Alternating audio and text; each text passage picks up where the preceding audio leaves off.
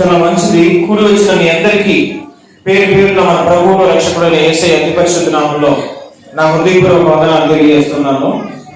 అలాగే సంఘ కాపరి దైవజనుడు హనోకనయ్య గారు కూడా నా ప్రత్యేకమైన వందనాలు తెలియజేస్తున్నాను. కొద్దిసేపు మనం దేవుని మాటలను ధ్యానం చేస్తున్నాం. మూలవాక్యంగా పరిశుద్ధ బైబిల్ గ్రంథంలో నుండి మొదటి పేతురు పత్రిక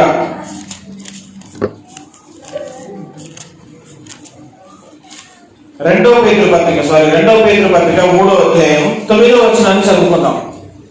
2వ పేతురు పత్రిక 3వ అధ్యాయం 9వ వచనం. మనం అలవాట్లో పొరపాటుగా కొన్ని మాటలు చెప్తా ఉంటాం, కానీ 2వ పేతురు ఫస్ట్ పేతురు ఉండరు, ఒకడే పేతురు. కానీ పేతురు రాసిన 2వ పత్రిక అని అంటాం. మొదటి సమయాలు 2వ సమయాలు అంటే 2 సమయాలు ఉన్నారా? అట్లా మొదటి రాజులు 2వ రాజులు అంటే గ్రంథాలు అన్నమాట. అట్లాగే 2వ పేతురు 2వ గ్రంథం 3వ అధ్యాయం 9వ వచనాన్ని చూస్తే, కొందరు ఆలస్యమని ఎంచుకున్నట్లు ప్రభువు తన వాగ్దానముల గురించి ఆలస్యము చేయువాడు కాడు అని ఎవడును నశింపవలెనని ఇచ్చయింపక అందరూ మారు మనసు పొందవలనని కోరుచు మీ ఎడల దీర్ఘశాంతము గలవాడై ఉన్నారు. ఎవడును నశింపవలెనని ఇచ్చయింపక అంటే ఇష్టపడక, అందరూ మారు మనసు పొందవలనని కోరుతున్నాడంట దేవుడు. ఏ ఒక్కరు నశించుకోవటం దేవుడికి ఇష్టం లేదు. ఏ ఒక్కరు అని అనే దాంట్లో పాపులు ఉన్నారు, నరహంతకులు ఉన్నారు, వ్యభిచారులు ఉన్నారు, మంచోళ్ళు ఉన్నారు, చెడ్డోళ్ళు ఉన్నారు, రాజకీయ నాయకులు ఉన్నారు. అందరూ ఏ ఒక్కరు నశించుకోవటం దేవునికి ఇష్టం లేదు అని చెప్తూ మరొక చోట ఇంకో మాట చెప్తున్నాడు. చూడండి, అపోస్తలుల కార్యములు 17వ అధ్యాయము 30వ వచనం. అపోస్తలుల కార్యములు 17వ అధ్యాయం 30వ వచనం. ఆ అజ్ఞాన కాలమును దేవుడు చూచి చూడనట్టుగా ఉండెను. ఇప్పుడైతే అంతటను అందరూ మారు మనసు పొందవలెనని మనుషులకు ఆజ్ఞాపిస్తున్నాడు. ఏ ఒక్కరు నశించుకోవటం ఇష్టం లేదు అని ఇందాక చదివాం. మరి నశించుకోకుండా ఉండాలి అని అంటే మారు మనసు పొందాలి. మారు మనసు పొందకపోతే నశించిపోతారు. ఏ ఒక్కరు నశించకూడదంటే ప్రతి ఒక్కరూ మారు మనసు పొందాలి. అందరూ అంతటా అది ఏ దేశమైనా, ఏ రాష్ట్రమైనా, తెల్లోళ్ళైనా, నల్లోళ్ళైనా, ఏ జాతీయులైనా సరే అందరూ అంతటా మారు మనసు పొందాలి. అలా అందరూ అంతటా మారు మనసు పొందితేనే ఏ ఒక్కరూ నశించుకోకుండా పరలోక రాజ్యానికి వెళ్ళటం అనేది సాధ్యపడింది. ఎందుకు అందరూ రక్షింపబడాలి, ఎందుకు అందరూ అంతటా మారు మనసు పొందాలి అని అంటే, చూడండి, రోమా పత్రిక 10వ అధ్యాయము 36వ వచనంలో ఒక మాట ఉంది. రోమా పత్రిక 10వ అధ్యాయము 36వ వచనం. రోమా 10:36 అందరికి బాగా తెలిసిన మాట.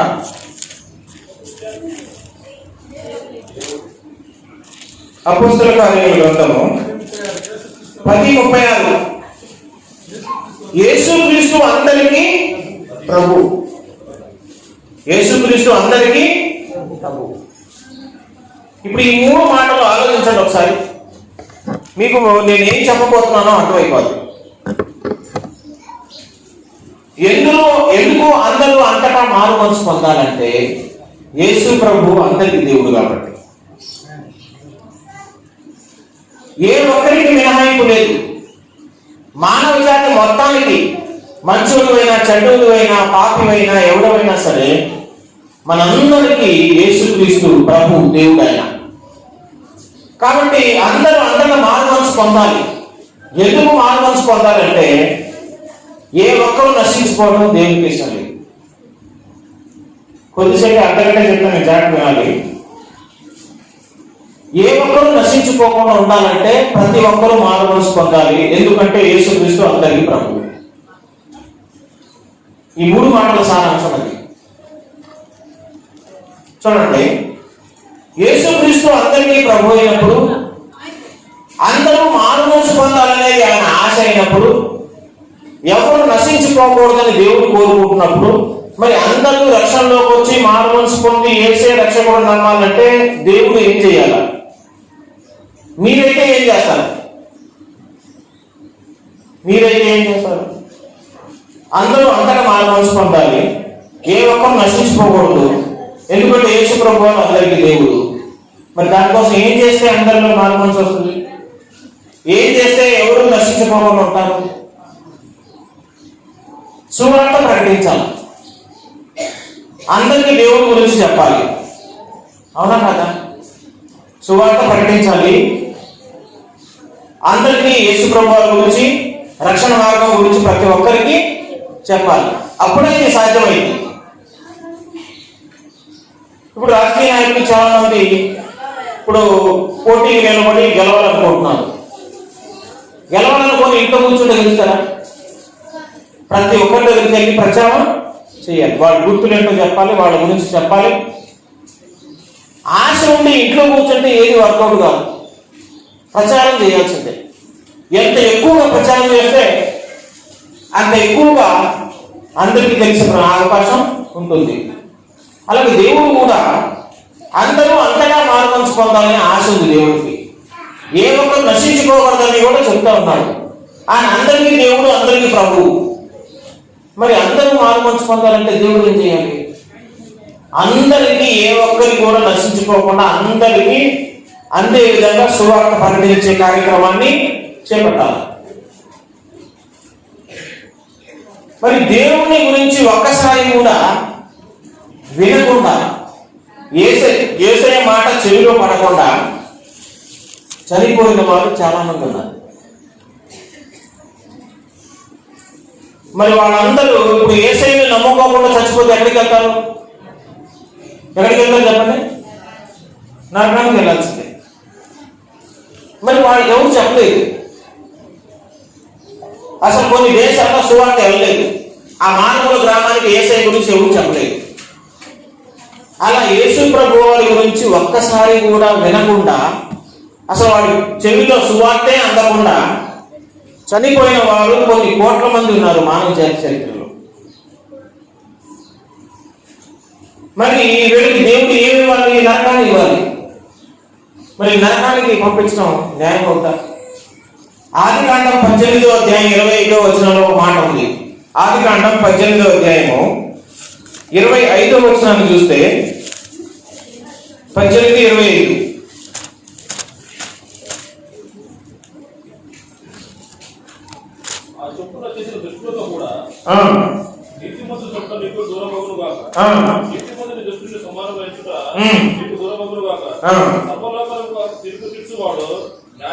సర్వలోకమునకు తీర్పు తీర్చువాడు న్యాయము చేయడా? చూడండి మాట, సర్వలోకమునకు తీర్పు తీర్చువాడు న్యాయం చేయగా? ఖచ్చితంగా చేస్తాడు. సర్వలోకానికి న్యాయం తీర్చే దేవుడు, తీర్పు తీర్చే దేవుడు న్యాయం చేస్తాడు అని బైబిల్ చెప్తుంది. ఇప్పుడు మరి సర్వలోకానికి న్యాయమైన తీర్పు తీర్చే దేవుడు అసలు సువార్తే వాళ్ళకి అందలేదు, వాళ్ళకి ఎవరు ఏనాడు వాక్యం చెప్పలేదు, వాళ్ళు చనిపోయారు. దేవుడు ఇప్పుడు ఎక్కడికి పంపిస్తే న్యాయంగా ఉంటుంది? మీరు చెప్పండి. నేను పలానా ఊళ్ళో ఉన్నాను, నాకు అసలు నువ్వు నిల్చున్నావు అనే విషయమే తెలియదు. ఎలక్షన్లకి తెలిసి ఉంటే నేను ఏ సేవలో ఏ పోతున్నా తన సంగతి. ఆ విషయమే అతనికి తెలియదు. వేరే ఎక్కడో ఉంటున్నాను ఒక ఊళ్ళో. ఎలక్షన్ అయిపోయింది, సపోజ్ నేను ఓడిపోయాను. ఆ వ్యక్తికి నేను నువ్వు నాకు అన్యాయం చేశావు అని చెప్పొచ్చా? నువ్వు నాకు ఓటేయలేదు అని చెప్పొచ్చా? ఎందుకు చెప్పకూడదు? అసలు ఆయనకి ఎవరు చెప్పలేదు కూడా. నేను నిజున్న సంగతి కూడా ఆయనకి తెలియదు. మరి ఇదే ఫార్ములా ఇక్కడికి తీసుకురండి, సువార్త దగ్గరికి తీసుకురండి. ఒక వ్యక్తికి అసలు యేసు ప్రభు వారి గురించి ఎవరు చెప్పలేదు. ఆ వ్యక్తి చనిపోయాడు. న్యాయవంతుడైన దేవుడు, సర్వలోకానికి న్యాయం ఇచ్చే దేవుడు ఆ వ్యక్తిని ఎక్కడికి పంపిస్తే న్యాయంగా ఉంటుంది? మనం కళ్ళు మూసుకొని చెప్తాం ఆ వ్యక్తి నరకానికి వెళ్ళిపోతాడని. అక్కడే మనం అందరం పప్పులో కాలేస్తాం. కాబట్టి ఈ విషయం గురించి మనం క్లియర్గా తెలుసుకోవాలి. దేవుని న్యాయాన్ని, ఎందుకంటే మన ఆలోచనలకి దేవుని ఆలోచనలకి చాలా తేడా ఉంటుంది. ఆకాశాన్ని భూమికి ఎత్తులంత ఉంటుంది. మనం చాలాసార్లు కూడా చెప్పుకున్నాం. అనేక విషయాల్లో మనం అనుకున్నది రైట్ అవుతుంది, దేవుడు అనుకున్నది రైట్ అవుతుంది. దేవుడు ఒక మనిషిని తల్లి గర్భంతో సృష్టించి బయటకు తీసుకొని ఒక 70 సంవత్సరాల ఆయుష్ని చేతిని కాపాడాలంటే సాధారణమైన విషయం కాదు. అంత జాగ్రత్త తీసుకుంటున్న దేవుడు ఒక్క చిన్న కారణం చేత అతని నరకానికి పంపించడం దేవుడి దృష్టిలో న్యాయమైనది కాదు. ఎందుకని ఏ ఒక్కరు నశించుకోకూడదు అనేది దేవుని చిత్తం. అందరూ మారుమనసు పొందాలనేది దేవుని చిత్తం. మరి ఏ ఒక్క మనిషి నమ్మి బాప్తిసం పొందువాడు రక్షింపబడును. దేని నమ్మి? యేసుక్రీస్తును నమ్మి బాప్తిసం పొందిన వాడు రక్షింపబడతారు. మరి యేసు రాకముందు అసలు యేసుని ఎట్లా నమ్ముతారు? యేసు అనే వ్యక్తే లేడు. 2000 సంవత్సరాలకు ముందు చరిత్ర, ముందున్న మనుషుల్లో యేసుక్రీస్తు గురించే తెలియదు. అసలు ఈ బైబిల్ గ్రంథమే లేదు, సువార్త ప్రకటించేవాడే లేదు, అసలు బాప్తిసాన్ని ఇచ్చేదే లేదు. మరి యేసుని నమ్ముకోకుండా చాలా మంది చచ్చిపోయారు కదా. వాళ్ళ పరిస్థితి ఏంటి? దేవుడు వాళ్ళకి ఏమి ఇవ్వబోతున్నాడు అని పరిశుద్ధ బైబిల్ గ్రంథాన్ని అడిగితే పరిశుద్ధ బైబిల్ గ్రంథం చాలా చక్కగా జవాబు చెప్తా ఉంది. ఏమని అంటే చూడండి ఒకసారి, రోమా పత్రిక 2వ అధ్యాయము. రోమా పత్రిక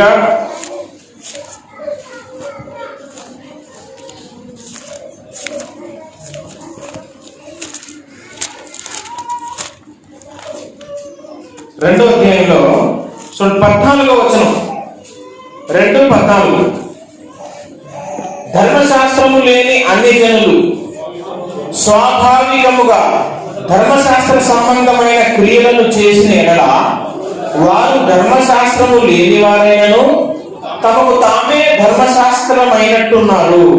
అట్టి వారి మనస్సాక్షి కూడా సాక్ష్యం ఇచ్చుచుండగను.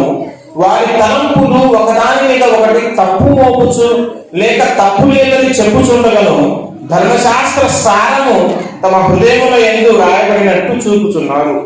దేవుడు నా సువార్త ప్రకారము యేసుక్రీస్తు ద్వారా మనుషుల రహస్యములను విమర్శించు దినమున ఈనాడు జరుగును. యేసు ప్రభువు వారు మనుషులందరినీ విమర్శించే, తీర్పు తీర్చే దినాన ఇలా జరుగుతుంది. దేవుని నమ్మని అన్ని జనులు, రక్షణలోకి రాని అన్ని జనులు, ధర్మశాస్త్రం అంటే బైబిల్ గ్రంథమే వాళ్ళకి లేదు. ఇలాంటి వాళ్ళకి తీర్పు ఎలా జరుగుతుందంటే, వారికి ధర్మశాస్త్రం బైబిల్ గ్రంథం లేకపోయినా వారి హృదయం మీద పుట్టుకతోనే దేవుడు కొంత ధర్మశాస్త్ర సంబంధమైన నియమాలు, నిబంధనలు వాళ్ళ హృదయం అనే పలక మీద రాశాడు. దాన్నే మనస్సాక్షి అంటారు. ప్రతి వ్యక్తికి మనస్సాక్షి ఉంటుంది. మనస్సాక్షి అంటే మన హృదయం మీద రాయబడిన ధర్మశాస్త్రం, హృదయం లోపల దాగి ఉన్న ధర్మశాస్త్రం అని అంటాం. మనస్సాక్షికి వ్యతిరేకంగా చేసే ప్రతి పని కూడా అది పాపమే. ఎంత దుష్టుడైనా, ఎంత నరహంతకుడైనా, ఎంత పనికిమాలోడైనా వారి హృదయం మాత్రం లోపల, వారి మనస్సాక్షి మాత్రం ఇది చాలా తప్పురా, నువ్వు చేయొద్దని చెప్తా ఉంటుంది. మీకు తెలుసో లేదో, మనస్సాక్షిని చంపుకోవాలంటే మత్తెక్కించుకోవాలి. మనస్సాక్షిని చంపుకోవాలంటే ఏకైక మార్గం ఏంటంటే మత్తెక్కించుకోవాలి. అందుకే ఈరోజు హత్యలు చేసేవాడు ఎవరైనా సరే తాగేసి వెళ్ళి హత్య చేస్తారు. మీరు ఎంక్వైరీ చేసుకోండి. మొత్తం తాగుడు మత్తులోనే భయంకరమైన పాపాలు జరుగుతాయి. ఎందుకంటే మనస్సాక్షి గర్జిస్తున్న ఈ మత్తులో దాన్ని పీక నొక్కేసి మనస్సాక్షిని అణిచిపెట్టేసి దానికి వ్యతిరేకంగా చెడు కార్యక్రమాలు మనుషులు చేయడానికి ఇష్టపడతారు. మనం ఏదో ఏదైనా అబద్ధం ఆడుతున్నా కూడా లోపల మనసాక్షి గర్దిస్తూ ఉంటుంది. అది ఎవరైనా భూమి మీద. కానీ దానికి విరుద్ధంగా మనం పాపం చేస్తాం. ఈ మనసాక్షి దేవుడు హృదయాల మీద రాసిన ధర్మశాస్త్రం. ఈ మనసాక్షిని బట్టి, ఆ మనసాక్షికి లోబడి నువ్వు పనిచేసావా, ఆ మనసాక్షికి విరోధంగా ఇష్టం లేకపోయినా బలవంతంగా నువ్వు పనిచేసావా అనే దాన్ని ఆధారం చేసుకొని వారికి దేవుడు అంత్యదినాన తీర్పు చేస్తాడు. మనకేమో పరిశుద్ధ బైబిల్ గ్రంథంలో ఉన్న దేవుని ఆజ్ఞల ప్రకారం మన జీవితాలు ఉన్నాయా లేవా, దేవుడు కోరుకున్నట్టుగా మనం బ్రతికామా లేదా, లేఖనానుసారంగా ఆజ్ఞను అతిక్రమించడం పాపం. మరి ఆజ్ఞ లేనప్పుడు అతిక్రమించడం జరగదు కదా అసలు. మరి ఆజ్ఞ లేని వారికి ఏది ఆజ్ఞ అంటే వాళ్ళ మనస్సాక్షి వాళ్ళకి ఆజ్ఞ. మనస్సాక్షి మీద పుట్టుకుతున్న దేవుడు ఒక ప్రాథమికమైనటువంటి నియమాలు, నిబంధనలు, కొన్ని ఆజ్ఞలు హృదయంలో రాసేశాడు. దాని ప్రకారం వాడు బ్రతకాలి.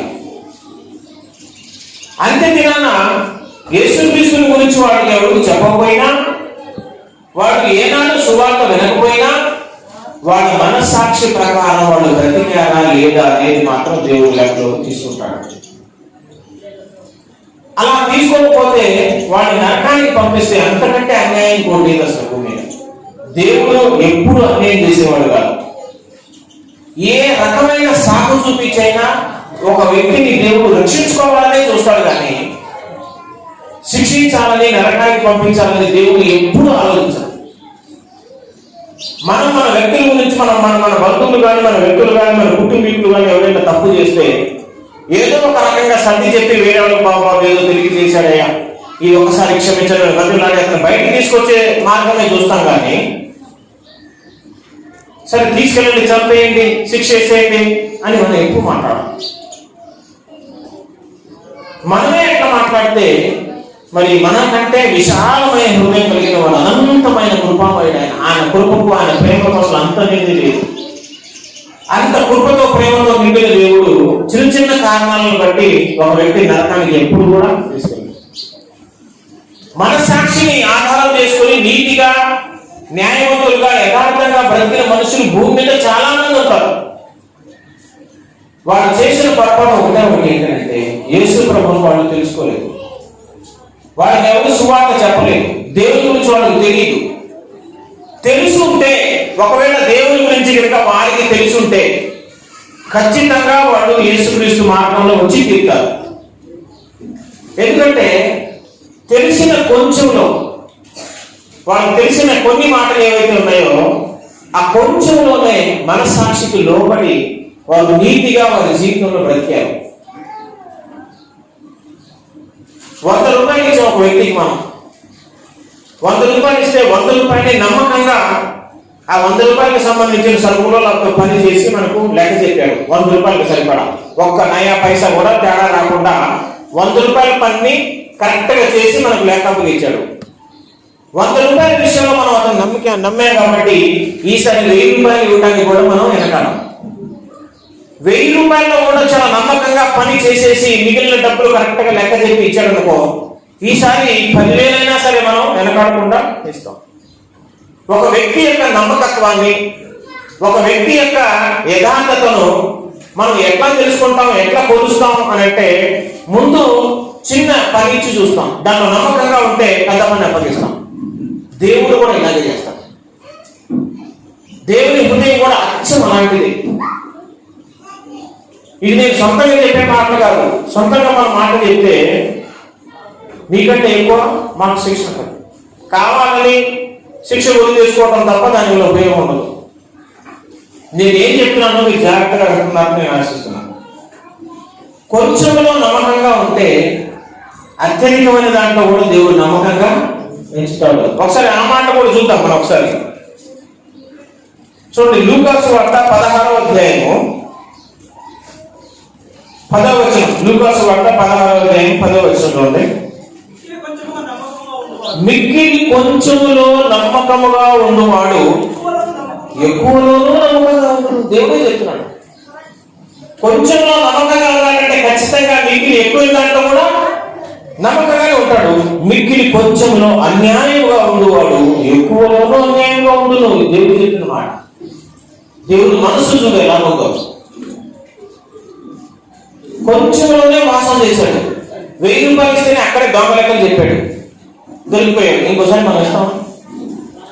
1000 రూపాయలకే అన్యాయం చేసినోడు 1,00,000 రూపాయలు ఇస్తే ఖచ్చితంగా అన్యాయం చేస్తాడు.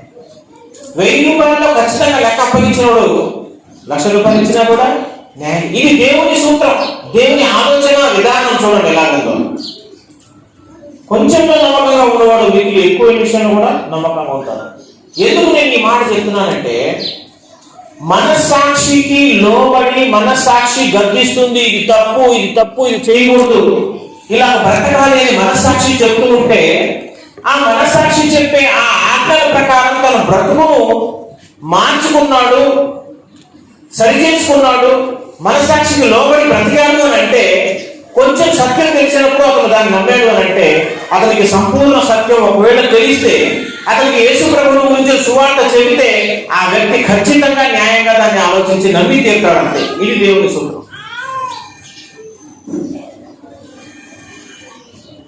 కొంచెం సత్యాన్ని నమ్మిన వాడు సంపూర్ణ సత్యాన్ని నమ్మడానికి కూడా అతని హృదయం ఎదురు చూస్తూ ఉంటుంది, అనుకూలంగానే ఉంటుంది, సిద్ధంగా ఉంటుంది అనేది దేవుని చట్టం. అందుకే కొంచెంలో నమ్మకంగా ఉన్నవాడు మీకు ఎక్కువలోనూ నమ్మకంగా ఉంటాడు. మనకందరికీ తెలిసిన ఇంకొక స్టోరీ కూడా ఉంది. లూకా సువార్తలోనే 19వ అధ్యాయంలో చూడండి, ఇక్కడ 12వ వచనం నుంచి చూస్తే, లూకా సువార్త 19:12 నుంచి చూస్తే,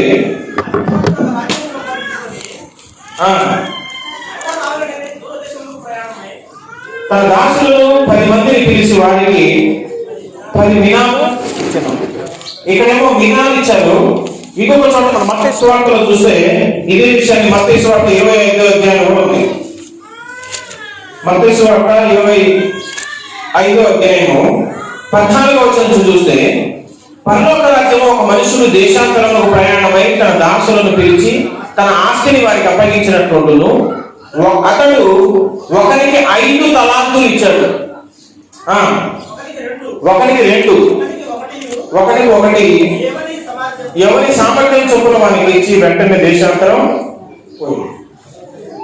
ఒక యజమానుడు దేశాంతరం వేరే దేశం వెళ్తూ తన దాసులను పిలిచి ఒకరికేమో 5 తలాంతులు ఇచ్చాడు, ఒకరికేమో 2, ఒకరికేమో 1. మొత్తం ఎంత? 8 తలాంతులు. ఒకరికేమో 5, ఒకరికేమో 2, ఒకరికేమో 1. ఇక్కడ ఇంకో పాఠం కూడా మనం నేర్చుకోవాలి. ఏమంటే, దేవుడు అందరినీ సమానంగా ప్రేమిస్తాడు. అవునా? అందరినీ సమానంగా ప్రేమిస్తే మరి అందరికీ 5 ఇవ్వాలి, లేదా 2 ఇవ్వాలి, ఒక్కొక్కటైనా ఇవ్వాలి. కానీ ఇక్కడ దేవుడు ఎట్లా ఇచ్చాడు? ఒకరికేమో 5, ఒకరికి 2, ఒకరికి 1. ఎందుకని చెప్పండి?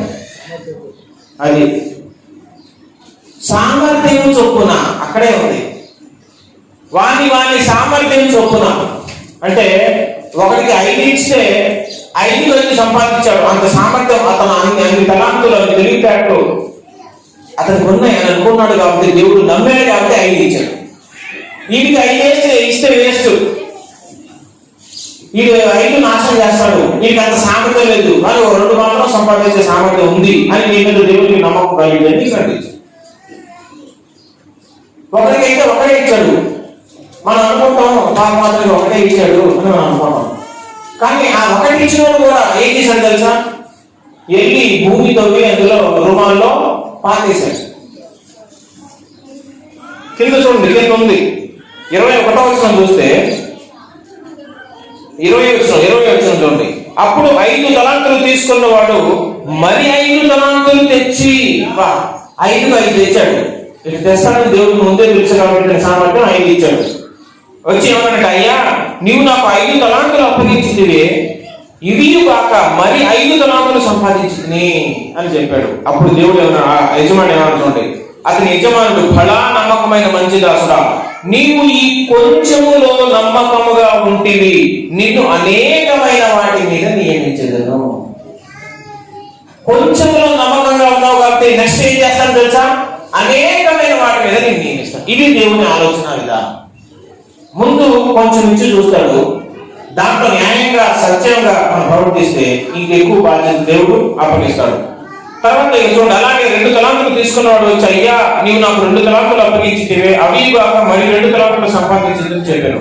అతని యజమానుడు, బలా నమ్మకమైన మంచి దాసుడా, నీవు ఈ కొంచెంలో నమ్మకముగా ఉంటే నిన్ను అనేకమైన వాటి మీద నియమించదును. 24వ వచనం, తర్వాత 1 తలాంతు తీసుకున్నవాడు వచ్చి, అయ్యా నీవు విత్తని చోట కోయి వాడవు, చల్లని చోట పంచకూర్చుకొని వాడవనైన కఠినుడవై నుండి నేను ఎరుగుదును కనుక నేను భయపడి వెళ్ళి నీ తలాంతులు భూమిలో దాచిపెట్టి తిని, ఇదిగో ఇది నీవు తీసుకొనమని చెప్పాను. అసలు దేవుడికి ఈ ఒక్కటి ఇవ్వటం కూడా వాడికి దేవుడికి ఇష్టం లేదు. కానీ అసలు ఇవ్వలేదనుకో, వాడు తర్వాత వచ్చి ఏం పోరుగాడు ఎడ చెప్తాడు తెలుసా, నాకు వాడు 5 ఇస్తే 5 తెచ్చాడు కానీ నాకు 10 ఇచ్చి ఉంటే 250 తెచ్చేవాడి అంటాడేమో. నాకు ఇచ్చి చూసి ఉంటే నువ్వు నా కళాగా ఏంటో నేను చూపించి, లేనప్పుడు ఎన్నైనా ప్రగల్భాలు పలుకుతాడు. నాకు లేదు కాబట్టి నేను కళాన్ని సంపాదించలేదు, కానీ ఒకవేళ నాకైతే ఇచ్చింటే నేను 5కి ఒక 50 తెచ్చేవాడిని. నేను అంత పోటుగాడు తెలుసా అని అతను వాదించవచ్చు. ఆ అవకాశం వాడికి ఎందుకు ఇవ్వాలి? వీడు అసమర్థుడు, వీడు చేతకానుడు, వీడు బద్ధకస్తుడు అనే విషయం వాడి నోటితోనే చెప్పించాలని 1 ఇచ్చాడు దేవుడు. దేవుడు అనుకున్నట్టుగానే ఆ 1 పాట పెట్టి మళ్ళీ తీసుకొచ్చి ఆయనకి ఈ స్టోరీ దేవుడు ఎందుకు చెప్తున్నాడంటే, కొంచెంలో నమ్మకంగా ఉన్నవాడిని దేవుడు అత్యధికమైన పదవి ఇస్తాడు. ఇది దేవుని ఆలోచన విధానం.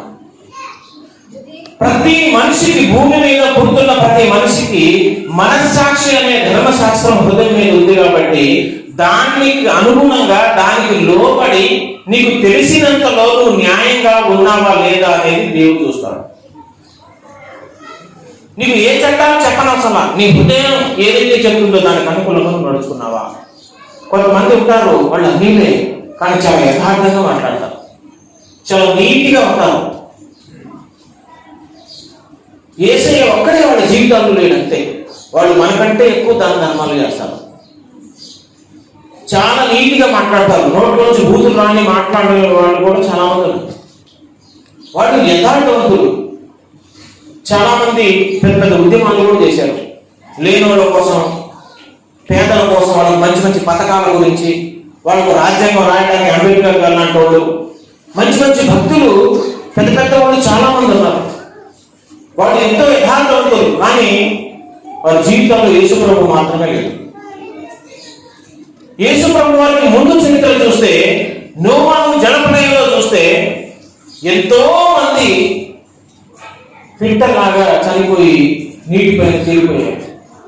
కేవలం 8 మంది మాత్రమే నోవాహు జలప్రలయంలో రక్షించబడ్డారు. మిగతా వాళ్ళందరూ చచ్చిపోయారు. అప్పుడు అసలు యేసుప్రభు వారి గురించి చెప్పడానికి యేసుప్రభువే లేడు, అసలు రక్షణ సువార్తే లేదు. ఆ చనిపోయిన వాళ్ళలో చిన్నపిల్లలు ఉంటారు, ఆ చనిపోయిన వాళ్ళు యథార్థవంతులు ఉంటారు, మంచోళ్ళు ఉంటారు, మనస్సాక్షికి లోబడి బతికిన వాళ్ళు ఉంటారు. తమకు తెలిసిన సత్యాన్ని వారి జీవితాంతం పాటించిన వాళ్ళు ఉంటారు. ఏ ఒక్కరిని అన్యాయం కూడా చేయకుండా యథార్థంగా బతికిన మనుషులు అందులో చాలా మంది ఉంటారు. మరి వాళ్ళందరినీ నరకానికి పంపించేయడం దేవుడికి న్యాయమైనది కాదు. అందుకే దేవుడు ఒక మంచి ప్రణాళిక, ఒక ఏర్పాటు సిద్ధం చేశాడు. దాని గురించి నేను ఈ విషయాలంతా ఈ ఉపోద్ఘాతంతో చెప్పుకుంటూ వస్తున్నాను. దేవుని హృదయ సౌందర్యము ఎంత గొప్పదంటే, దేవుడు తన రక్షణ ప్రణాళికలో ఏ ఒక్కరిని కూడా నశించిపోకుండా అందరినీ రక్షించుకోవాలని ఎంత ప్రేమను కనపరిచాడంటే, సువార్త విషయంలో ఆయన హృదయం ఎంత అందంగా కనిపిస్తుంది, ఆయన ఆలోచన, ఆయన జ్ఞానం, ఆయన తెలివితేటలు ఎంత సుందరంగా ఉంటాయంటే, బైబిల్ గ్రంథంలో ఒక మాట చూస్తే మనకు అర్థమైపోతుంది. దేవుడు తీర్పు తీర్చేటప్పుడు ప్రతి వ్యక్తి చనిపోతున్నప్పుడే ఒక చిన్నపాటి తీర్పు అనేది జరిగిపోతుంది. యేసు వచ్చినప్పుడు తీర్పు జరిగేది దేని కోసం? యేసు వచ్చినప్పుడు జరిగే తీర్పు దేని కోసం అని అంటే, నువ్వు పరలోకానికి, నువ్వు నరకానికి అని చెప్పడానికి కాదు. ఒక వ్యక్తి పరలోకానికి వెళ్తాడా నరకానికి వెళ్తాడా అనేది ఎప్పుడు డిసైడ్ అయిందంటే చనిపోయిన వెంటనే డిసైడ్ అయిపోవాలి. మరి కొంతమంది పరదేశికి వెళ్తున్నారు కదా, కొంతమంది ఏమో అగ్నిగుండానికి వెళ్తున్నారు. మరి తీర్పు జరగకముందే అగ్నిలోకి ఎందుకు పంపించాలా? తీర్పు జరిగిన తర్వాత అగ్నిలోకి పంపిస్తే న్యాయంగా ఉంటుంది. మరి చనిపోయినట్టు ఎందుకు వెళ్ళిపోతున్నాం? మళ్ళీ కొంతకాలం కాలిన తర్వాత మళ్ళీ వచ్చి తీర్పు తీర్చి మళ్ళీ పంపించేది ఏంటి? అసలు తీర్పే జరగలేదు కదా. తీర్పు జరగని ఒక వ్యక్తిని శిక్షించవచ్చా? శిక్షించకూడదు. మరి ఎందుకని అగ్నిగుండంలోకి వెళ్ళిపోతుంది? ధనవంతులు లాజరు తెచ్చిపోతే లాజరేమో పరదేశంలో అబ్రహాం రూపంలో వెళ్ళిపోయాడు. మరి ధనవంతులు ఎందుకు అగ్నిగుండంలోకి వెళ్ళిపోయాడు, పాతాళంలోకి వెళ్ళిపోయాడు? తీర్పు ఇంకా జరగలేదు కదా, యేసయ్య వచ్చినప్పుడు కదా జరిగింది. అంటే అక్కడ ఏం తెలియజేస్తుందంటే మనకి, ఒక వ్యక్తి చనిపోయిన వెంటనే అతను నరకానికి పాత్రుడా పరలోకానికి పాత్రుడా అనే తీర్పు అక్కడే జరిగిపోతుంది. ఇప్పుడు మనుషులు వెళ్ళేది నరకానికి కాదు. నరకం వేరు, పాతాళం వేరు. ఈ విషయం గుర్తుపెట్టుకోవాలి. నరకం వేరు, పాతాళం. అగ్నిగుండం, నరకం అంటే అగ్నిగుండం, అది వేరు, పాతాళం వేరు. పరదేశం వేరు, పరలోకం వేరు. పరదేశం వేరు, పరలోకం వేరు. పాతాళం వేరు, అగ్నిగుండం వేరు. తీర్పు జరిగిన తర్వాత, యేసయ్య వచ్చిన తర్వాత పరలోకానికి అగ్నిగుండానికి మనుషులు వెళ్ళిపోతారు. అప్పటి వరకు ఈ చచ్చిపోయిన వాళ్ళు మంచోడు అయితేనేమో పరదేశం వెళ్తాడు, పాపం చేసిన వాడైతే పాతాళానికి వెళ్తాడు. ఈ పరదేశైనా ఈ పాతాళమైన తాత్కాలికమైన తీర్పు. ఇప్పుడు ముందు ఒక పోలీస్ స్టేషన్ నుంచి పోలీసులు వచ్చి నిన్ను అరెస్ట్ చేశారు అనుకోండి. అరెస్ట్ చేస్తే ఏ విచారణ లేకుండా, ఇప్పుడు మన మీద ఎవరో కేసు పెట్టారు, పోలీసులు వచ్చి ఏం చేస్తారు? మనం తీసుకొని వెళ్ళి ఆ జైల్లో పెట్టేస్తారు, పోలీస్ స్టేషన్లో పెట్టేస్తారు. ఇప్పుడు నువ్వు ఏదైనా ఉంటే అక్కడ వచ్చి చెప్పుకుంటారు. వాళ్ళు ఏమంటారు తెలుసా, పలానా రోడ్డు మీరు కేసు పెట్టారు అంటే, నేనేం చేయలేదు సరే అంటే, నువ్వు ఏమైనా ఉంటే వచ్చి స్టేషన్కి చెప్పుకో, ఇక్కడ చెప్పడానికి ఏమన్నా నువ్వు ముందు స్టేషన్కి వెళ్ళిపోవాలి, కస్టడీలో ఉంచేస్తారు. తర్వాత ఆ ఎఫ్ఐఆర్ అదంతా చేసిన తర్వాత కోర్టుకి వెళ్ళిన తర్వాత కోర్టు ఒకవేళ నువ్వు దోషిగా నీకు శిక్షలు తీస్తే అప్పుడు 2 సంవత్సరాలు 3 సంవత్సరాలు జైల్లో పెడతారు, లేదా అప్పుడు శిక్ష ఉంటుంది. అది అసలు తీర్పు, ఫైనల్ తీర్పు. అప్పుడు దాకా ఇక్కడ జైల్లో పెట్టిందేమో తాత్కాలికమైన తీర్పు. అట్లాగే ఇప్పుడు పాతాళానికి వెళ్తున్న వాళ్ళందరూ తాత్కాలికమైన తీర్పు అని. రేపు యేసయ్య వచ్చిన తర్వాత ఎందుకని తాత్కాలికమైన తీర్పు పెట్టాడంటే, ఇప్పుడు దేవుని ఎరుగని వ్యక్తి చచ్చిపోయాడు, అక్కడ పాతాళంలో పడ్డాడు. అక్కడ ఎందుకు పడ్డాడో, ఎందుకు వచ్చాడో, ఏ పాపం చేశాడో అది అర్థం కాదు. అతనికి ఎందుకు పాతాళానికి వెళ్ళాడో అతనికి క్లారిటీ రావాలి. ఆ క్లారిటీ కోసమే యేసయ్య రెండోసారి వచ్చినప్పుడు, ఇదిగో నీవు ఎందుకు శిక్షార్హుడవంటే, నువ్వు ఎందుకు పాతాళానికి వెళ్ళిపోయావంటే, నన్ను నువ్వు నమ్మలేదు కాబట్టి, నా రక్తంలో విశ్వాసం ఉంచలేదు కాబట్టి, మిమ్మల్ని సృష్టించిన దేవుడు నేను మీ కోసం ప్రాణాలు ఇస్తే నా రక్తం నువ్వు ఆశ్రయించలేదు కాబట్టి, విశ్వాసం ఉంచలేదు కాబట్టి, బాప్తిసం తీసుకోలేదు కాబట్టి, మారు మనసు పొందలేదు కాబట్టి, అందుకోసం నువ్వు ఇంతకాలం పాతాళంలో ఉన్నావు. ఇప్పుడు నీకు నిత్య శిక్ష అదేంటంటే అగ్నిగుండం, అక్కడికి వెళ్ళిపోండి అని ఈ మొత్తాన్ని పాతాళంలో తీసి అగ్నిగుండంలో వేసేస్తారు. ఈ పరదేశంలో జరిగిన భక్తి పనులు ఉన్నారు కదా, నీతిమంతులు ఉన్నారు కదా, వీళ్ళందరినీ మీరు రక్షణ పొంది నా రక్తమందు విశ్వాసం ఉంచి నీతిగా బ్రతికారు కాబట్టి, దేవుడు మీకు వాగ్దానం చేసిన ఆ నిత్యమైన లోకం పరలోక రాజ్యాన్ని మీరందరూ వెళ్ళిపోవడానికి వాళ్ళందరినీ ఆశీర్వదించి మీరు తీసుకుని వెళ్తారు. అయితే నేనేం చెప్తున్నానంటే, ఈ పరదేశుకు వెళ్ళిన వాళ్ళలో పాతకాలంలో ఉన్న భక్తులు, యేసయ్యని ఎరిగిన వాళ్ళు కూడా చాలా మంది ఉంటారు. యేసయ్య రాకముందు 2000 సంవత్సరాలకు ముందు నోవాహు జలప్రలయంలో జరిగిన సంఘటనలో చనిపోయిన వాళ్ళలో చాలా మంది యథార్థ భక్తులు. అందరూ కాదు, మనస్సాక్షి ప్రకారం బ్రతికిన వాళ్ళు. వాళ్ళు చనిపోయినప్పుడే చిన్నపాటి తీర్పు జరిగిపోతుంది కాబట్టి, మనస్సాక్షి ప్రకారం వాళ్ళు బ్రతికారు కాబట్టి, వాళ్ళకు నిజమైన దేవుడు ఎవరో తెలియకపోవచ్చు. కానీ వాళ్ళ మనస్సాక్షిలో చాలా మంది భక్తులు పాప క్షమాపణ అనేది, రక్తము చిందించడం ద్వారా పాప క్షమాపణ కలుగుతుంది. రక్తము చిందింపకుండా పాప క్షమాపణ కలుగదు అనే విషయాన్ని చాలా మంది పాతకాలంలో కొన్ని 6000-7000 సంవత్సరాల క్రితం మనుషులు నమ్మారు. రక్త ప్రోక్షణ ఎంతో వాళ్ళు విశ్వాసం ఉంచారు. అందుకే వాళ్ళు బలులు అర్పించినట్టుగా మన చరిత్రలో చూస్తూ ఉన్నాం. వాళ్ళు బలి ఎందుకు అర్పించారు? చాలా మంది భక్తులు పాతకాలంలో మహర్షులు అంటోళ్ళు, హిమాలయాల్లో వెళ్ళి తపస్సు చేసిన మహర్షుల్లో కూడా చాలా మంది వాళ్ళు ఫలానా దేవుని పేరెత్తి నేను నీకు ప్రార్థన చేస్తున్నాను, నీవు నా దేవుడు వాళ్ళు ఎప్పుడు చెప్పలేదు. వాళ్ళు ఏమని ప్రార్థన చేశారంటే, ఓ భగవంతుడా, ఓ దేవుడా, ఈ విశ్వాన్ని మమ్మల్ని సృష్టించిన దేవుడు నువ్వు ఎవరున్నావో మాకు తెలియదు, కానీ దేవుడు అనేవాడు మాత్రం నువ్వు ఉన్నావని మేము నమ్ముతున్నాం.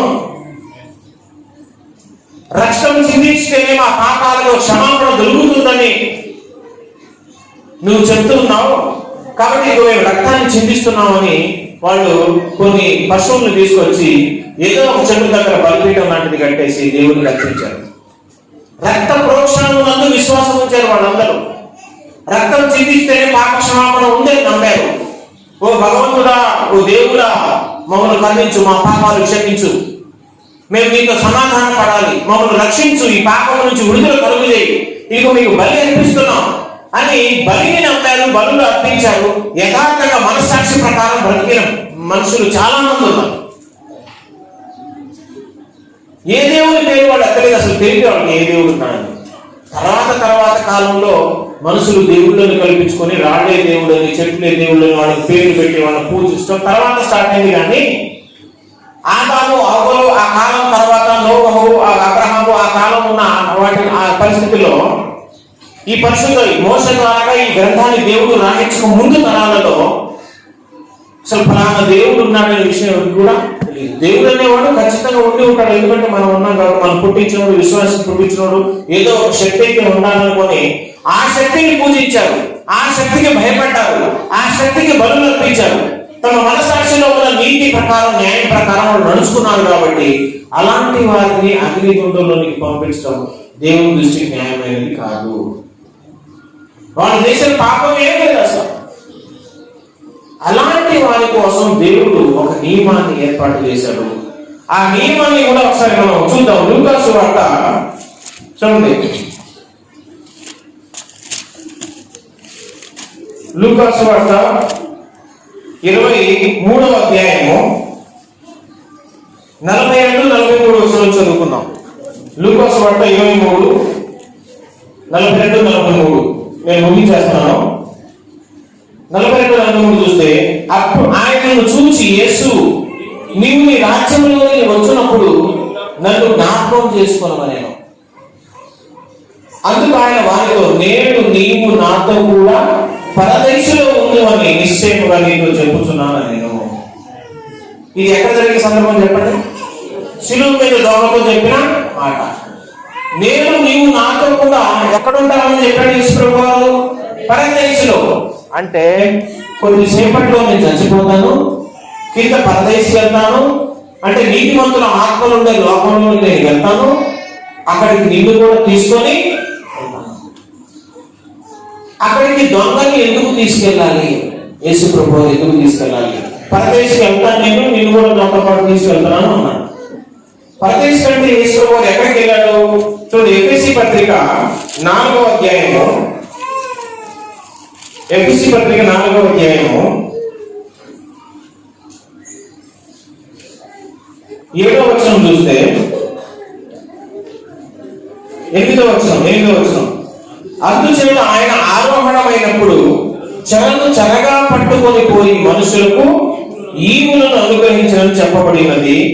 ఆరోహణం ఆయనగా ఆయన భూమి యొక్క క్రింది భాగములకు దిగెను. యేసుప్రభువు చనిపోయి తిరిగి లేచిన తర్వాత, తిరిగి చనిపోయినప్పుడు ఎక్కడికి వెళ్ళారంటే ఆయన చూడండి, ఆయన ఆరోహణమైనప్పుడు అంటే చనిపోయి తిరిగి లేచిన తర్వాత పైకి వెళ్ళేటప్పుడు ఏం చేశారంట? ముందు ఆయన భూమి యొక్క క్రింది భాగానికి వెళ్ళాడు. ఇప్పుడు ఆరోహణమై యేసుప్రభువు వెళ్ళిపోతే పైకి వెళ్ళాలా, కిందికి వెళ్ళాలా? ఆరోహణమై యేసుప్రభువు ఒలీవల కొండ మీద నుంచి పైకి వెళ్ళిపోవాలా, కిందికి వెళ్ళాలా? పైకి వెళ్ళాలి, అంతే కదా. చనిపోయిన తర్వాత యేసుప్రభువు ఆరోహణమై వెళ్ళిపోయాడంటే పైకి వెళ్ళాలి.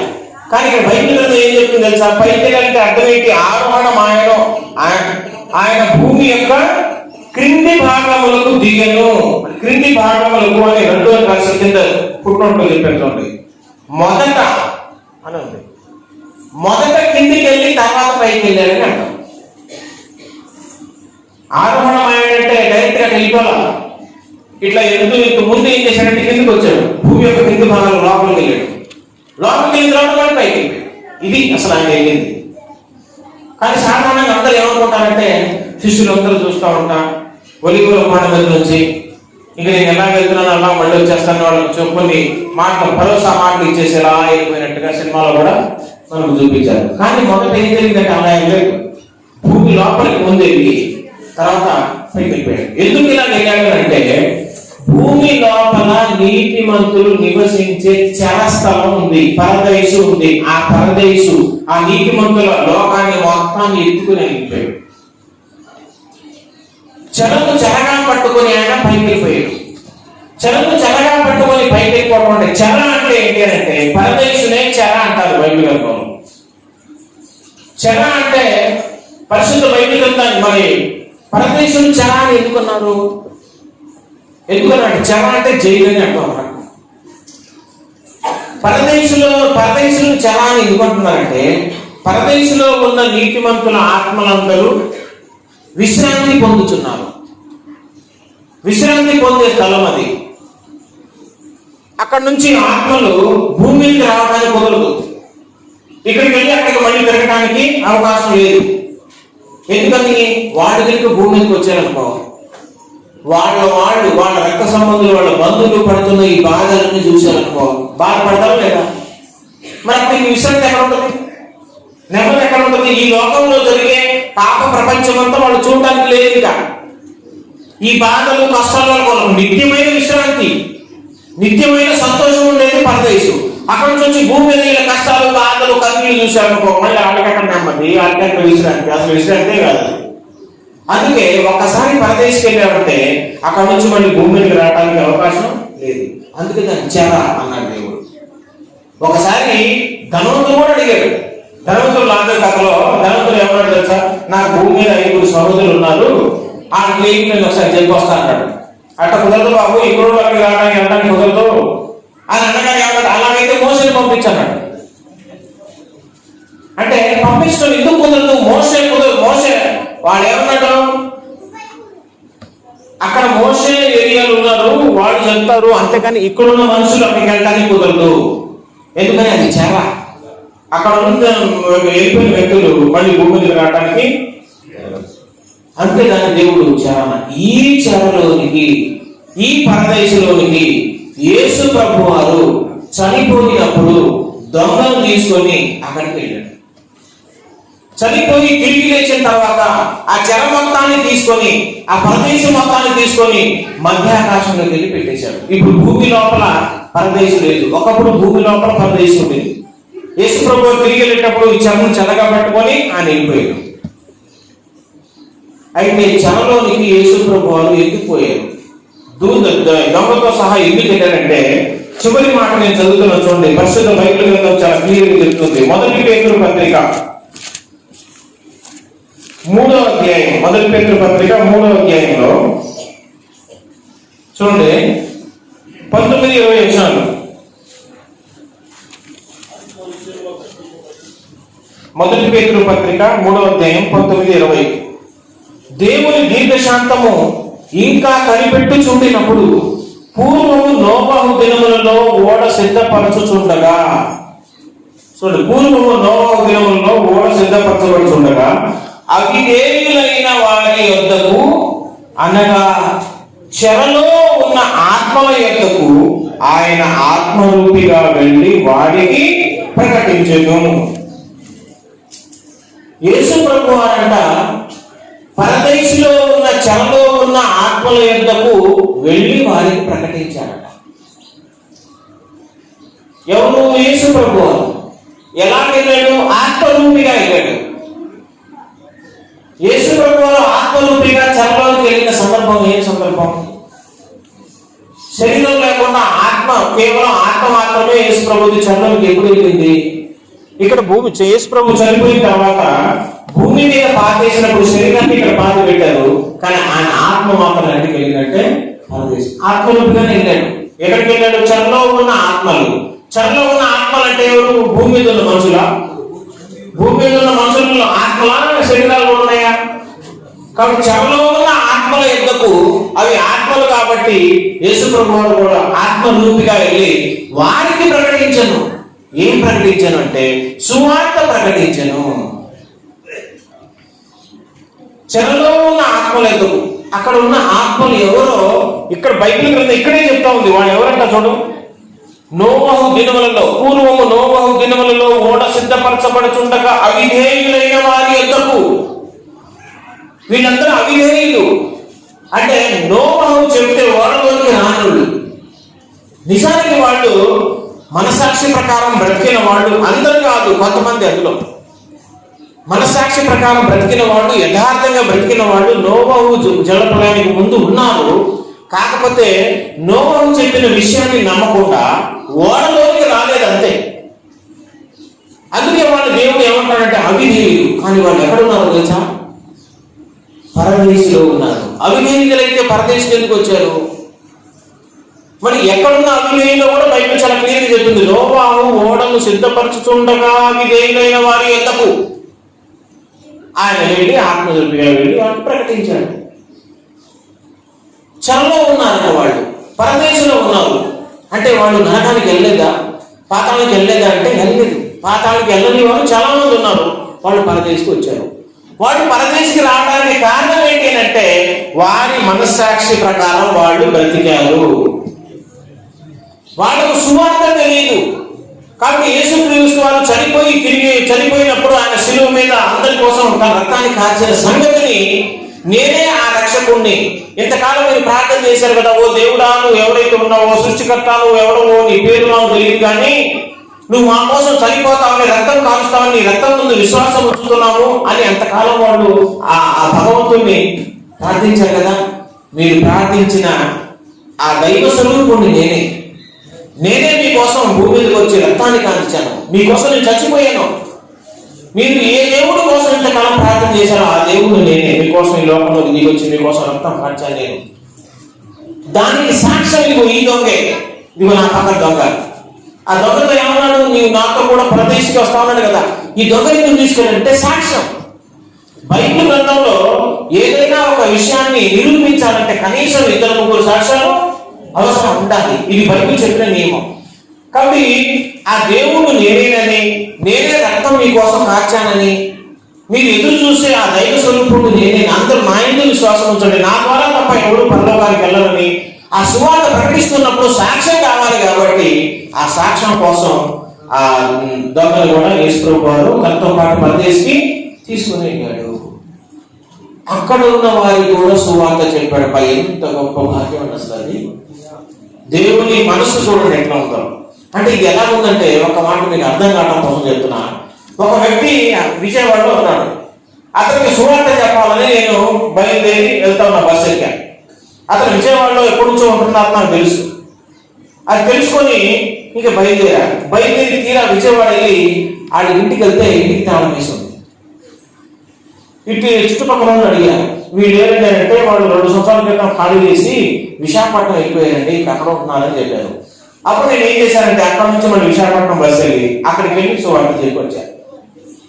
ఇది అర్థం మీకు? విజయవాడలో ఉండాల్సిన వాళ్ళు విజయవాడ నుంచి విశాఖపట్నం వెళ్ళిపోయారు కాబట్టి నేను విజయవాడ నుంచి విశాఖపట్నం వెళ్ళి వచ్చి సువార్త చెప్పొచ్చాను. మొత్తానికైతే వాళ్ళకి సువార్త చెప్పడం అయితే జరిగింది.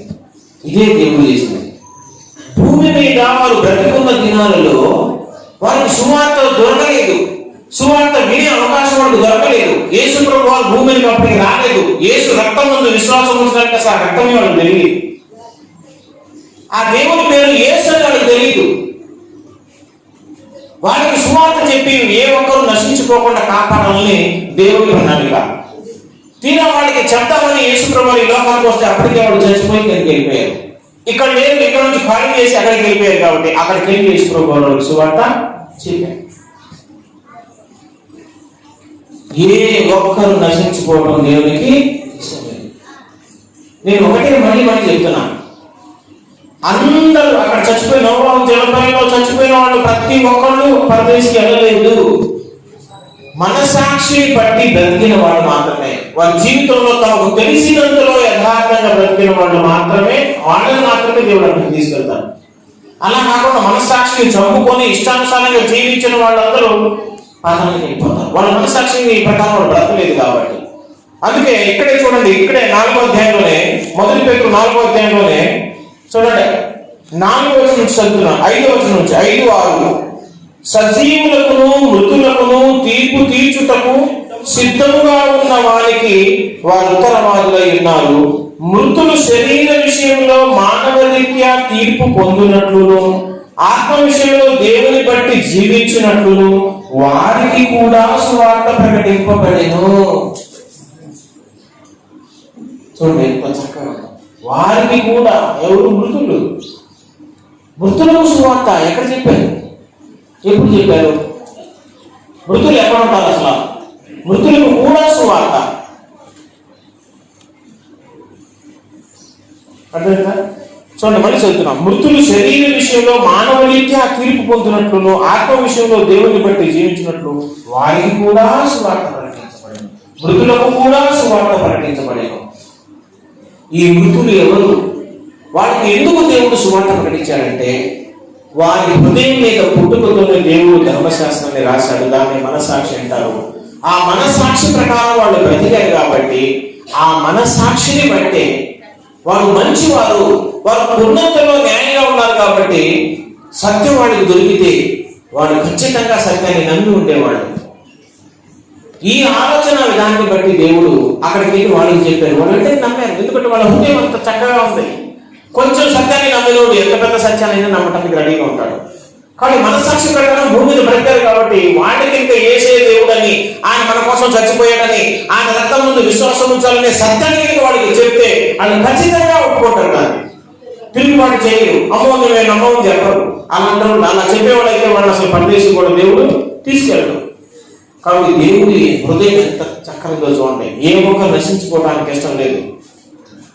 కాబట్టి మనసాక్షి మనసాక్షి మాత్రమే కాదు, దేవుడు ఇచ్చిన బైబిల్ గ్రంథం కూడా మనకి రెండు ఉన్నాయి.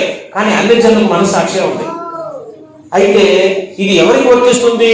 యేసు ప్రభు వారి గురించి మనం చెప్పినా, సువార్త వాడి చెవిలో పడినా దాన్ని తిరస్కరించి యేసు దేవుడు కాదని వారి ఇష్టానుసారం బ్రతికిన వారికి ఈ ఫార్ములా వర్తించదు. అలాంటి వాళ్ళు నరకానికి ఖచ్చితంగా పాతాళలోకానికి వెళ్ళిపోతారు. దేవుని సువార్త ప్రకటించిన తర్వాత ఇంకా రెండోసారి వాళ్ళకి చెప్పడం ఉండదు. ఎందుకని? వాళ్ళకి ఎక్కువ సువార్త అందింది కాబట్టి మళ్ళీ వాళ్ళు పరదేశం తీసుకెళ్ళి మళ్ళీ అక్కడ చెప్పడం వాళ్ళకి జరగదు. అసలు ఈ ఒక్కసారి కూడా యేసయ్య గురించి వినని వాళ్ళు, అసలు బైబిల్ గ్రంథాల గురించి తెలియని వాళ్ళు ఒకవేళ ఉంటే వారికి దేవుడు తీర్పు తీర్చే విధానం ఇది. అక్కడ కూడా అంటే ఏ ఒక్కరు నశించుకోవడం దేవుడికి ఇష్టం లేదు. కాబట్టి మనకు సువార్త ప్రకటించబడింది, మనం నమ్మాం, రక్షణలోకి వచ్చాం. కాబట్టి మనకు మళ్ళీ రెండోసారి అక్కడ చెప్పడం ఉండదు. నువ్వు ఇక దేవుడి కోసం బ్రతుకుతావా, లోకం కోసం బ్రతుకుతావా, ఇక్కడ నేర్చుకోవడమే. మళ్ళీ మనం పరదేశంలోకి వెళ్ళిన తర్వాత మళ్ళీ మనకు రెండోసారి ఉండదు. కాబట్టి ఈ సత్యం మీకు అర్థమైందని నేను భావిస్తున్నాను. దేవుడి మాటలు దీవించి ఆశీర్వదించను గాక.